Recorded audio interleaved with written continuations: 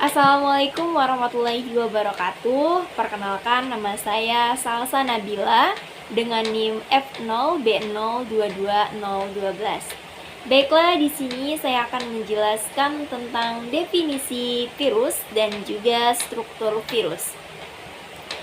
Virus berasal dari bahasa Yunani, venom yang berarti racun. Virus adalah parasit mikroskopik yang mengidentifikasi sel organisme biologis. Secara umum, virus merupakan partikel tersusun atas elemen genetik atau genom yang mengandung salah satu asam nukleat, yaitu DNA atau RNA, yang dapat berada dalam dua kondisi yang berbeda, yaitu secara intraseluler dalam tubuh inang dan ekstraseluler di luar tubuh inang. Virus adalah agen infeksius terkecil yang memiliki ukuran diameter sekitar 20 sampai 300 nanometer. Tidak seperti bakteri yang memiliki dua jenis asam nukleat, virus hanya memiliki salah satu asam nukleat, yakni RNA saja atau DNA saja. Virus hanya dapat bereplikasi pada sel yang hidup, sehingga virus yang ada pada udara, air, dan lingkungan kita tidak dapat bereplikasi, bertambah jumlahnya sampai dapat bereproduksi hidup di dalam sel yang hidup dengan menginvasi dan memanfaatkan sel tersebut, karena virus tidak memiliki perlengkapan seluler untuk berproduksi sendiri. Oke, selanjutnya saya akan menjelaskan tentang struktur dari virus. Struktur dari virus yang pertama itu ada kepala. Struktur kepala virus ini berisi tentang DNA atau RNA yang menjadi bahan genetik kehidupannya. Isi dari kepala ini dilindungi oleh kapsid, yaitu selubung protein yang tersusun oleh protein. Selanjutnya yang kedua itu ada isi tubuh. Isi tubuh virus atau biasa disebut dengan virion adalah bahan genetik yang berupa salah satu tipe asam nukleat atau DNA atau RNA.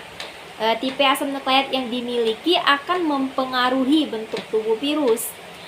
Isi tubuh biasanya berupa RNA yang berbentuk menyerupai kubus, bulat, atau polihedral. Contohnya pada virus-virus penyebab penyakit poliomielitis. Selanjutnya itu ada ekor. Ekor adalah bagian dalam struktur tubuh virus yang berfungsi sebagai alat untuk menempelkan diri pada sel inang. Ekor yang melekat di kepala ini umumnya terdiri atas beberapa tabung tersumbat yang berisi benang dan serat halus. Yang terakhir itu ada kapsid. Kapsid adalah lapisan berupa rangkaian kapsomer pada tubuh virus yang berfungsi sebagai pembungkus DNA atau RNA.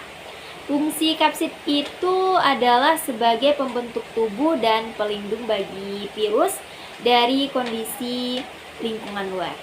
Sekian, terima kasih. Bismillahirrahmanirrahim. Assalamualaikum warahmatullahi wabarakatuh. Perkenalkan, nama saya Nurquratul Nabila. Saya dari Prodi Analis Kimia dengan NIM F0B022017.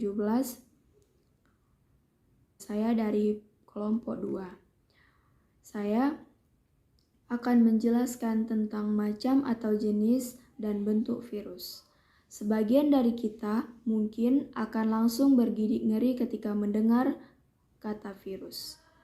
Apalagi saat ini virus menjadi salah satu musuh yang belum bisa ditemukan cara menanggulanginya. Tak mengherankan jika virus dirasa sangat mengerikan. Virus adalah mikroorganisme patogen yang hanya dapat bereplikasi di dalam sel karena mereka tidak memiliki perlengkapan seluler untuk bereproduksi sendiri. Semua bentuk kehidupan dapat diinfeksi oleh virus, mulai dari tumbuhan, hewan, hingga bakteri.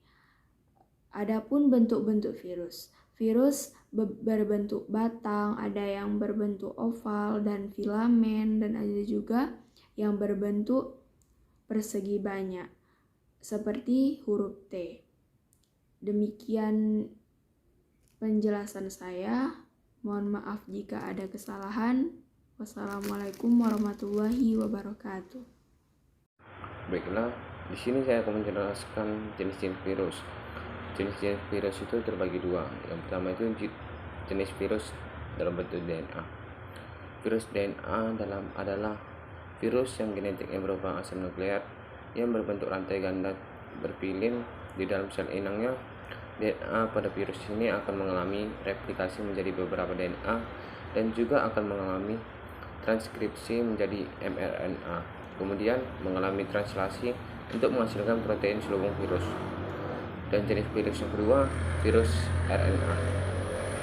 Pada virus ini adalah virus yang genetiknya berupa asam nukleat yang berbentuk rantai tunggal atau ganda yang tidak berpilin di dalam sel inangnya. RNA pada virus ini akan mengalami transkripsi balik menjadi hibrid RNA, DNA, dan akhirnya membentuk DNA. Selanjutnya DNA virus akan masuk ke inti sel inangnya, lalu menyisip ke dalam DNA inangnya. DNA virus akan merusak DNA inangnya dan membentuk mRNA. mRNA akan mengalami translasi untuk menghasilkan protein selubung virus untuk membentuk virus-virus baru. Bagian manfaat virus. Virus dapat dimanfaatkan dalam teknologi rekayasa genetika atau manipulasi informasi genetik, misal untuk terapi gen. Terapi gen merupakan upaya perbaikan informasi genetik dengan memperbaiki susunan basa nitrogen dalam untaian DNA yang ada di dalam gen tersebut. Menjelaskan tentang dampak negatif virus. Yang pertama, penyakit pada hewan. Virus rabies atau Rotavirus merupakan virus yang dapat menyerang sistem saraf pusat manusia dan otak. Akibatnya, tubuh tidak akan mampu untuk bergerak dan menimbulkan hidrofobia. Virus ini ditularkan kepada manusia melalui gigitan hewan berdarah panas yang telah terjangkit virus rabies ini, seperti gigitan anjing, kera, kelelawar, hingga rakun. Yang kedua, penyakit pada tumbuhan. Virus tobacco mosaic merupakan penyebab penyakit mozaik pada tumbuhan tembakau. Faktanya, virus ini merupakan cikal bakal penamaan kata virus dan cabang ilmu mempelajari tentang virus atau virologi. Virus ini mampu mengkerdilkan tanaman karena adanya infeksi pada daun tumbuhan. Yang ketiga, penyakit pada manusia. Beberapa penyakit yang diderita manusia umumnya disebabkan adanya virus dalam tubuh. Virus memiliki ukuran mikroskopis yang berkisar antara 20 sampai 300 milimikron. Virus bersifat aseluler atau tidak mempunyai sel, sehingga virus hanya akan berkembang biak di dalam sel hidup. Virus akan menyerang kekebalan atau imunitas ketika sistem imun lemah.